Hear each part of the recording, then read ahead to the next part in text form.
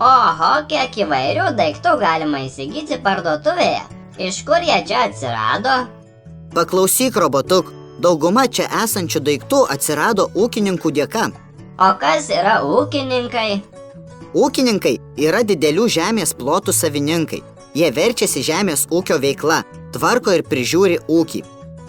Ūkininkai augina gyvulius, augalus, kurios perdirbus gaunama įvairių produktų. Štai pavyzdžiui. Avis ūkininkai augina dėl vilnos, kailio ir mėsos, o kai kurias veisles ir dėl pieno. Bites ūkininkai prižiūri specialiuose bitininkystės ūkiuose. Jos auginamos dėl medaus, vaško ir kitų medaus produktų.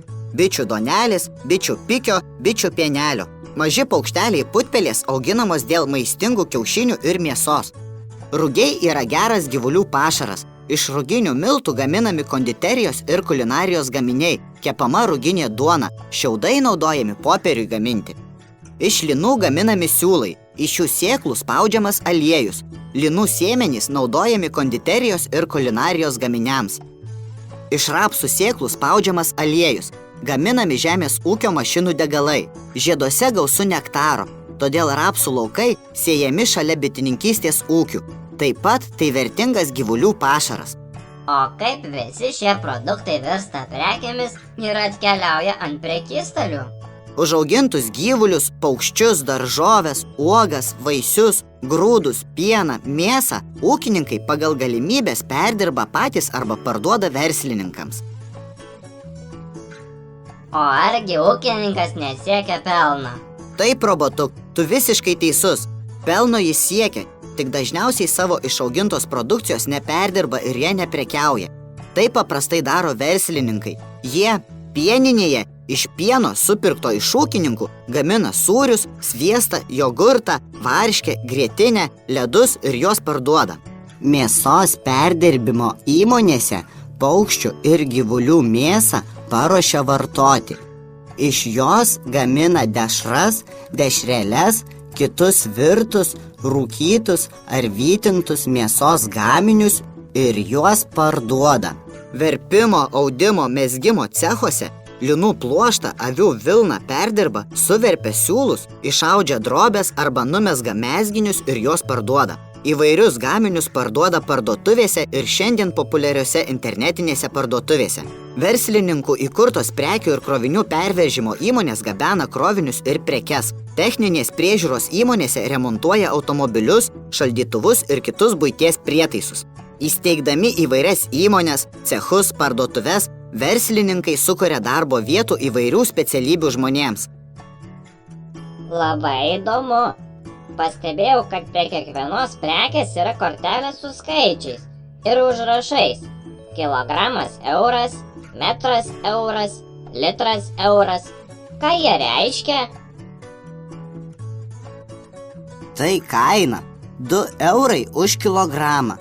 Kaina nurodo, kad 1 kilogramas šio produkto kainuoja 2 eurus.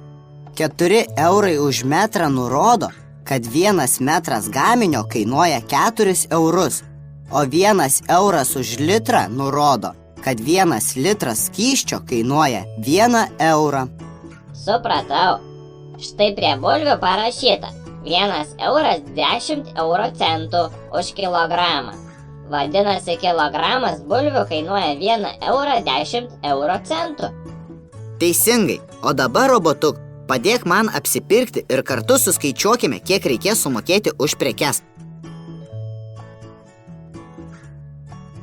1 metras lininio audinio kainuoja 15 eurų. Mamos sukneliai pasiūti reikia 2 metrų audinio.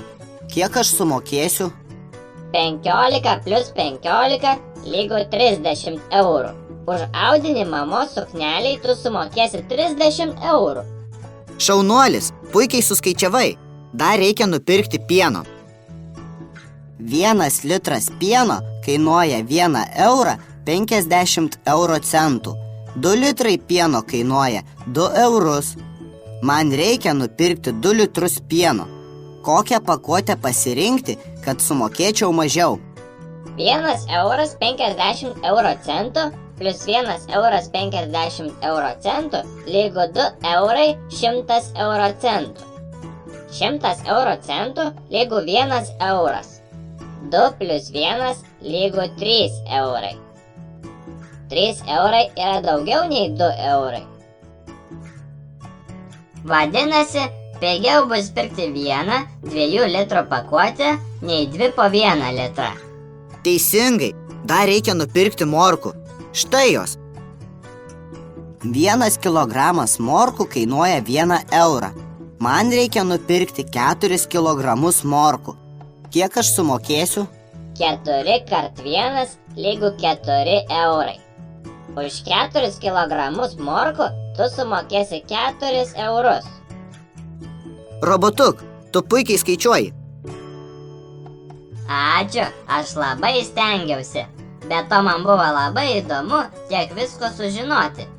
Kiek daug laiko, pastangų ir darbo reikia įdėti, kad turėtum visus šios daiktus. Puiku!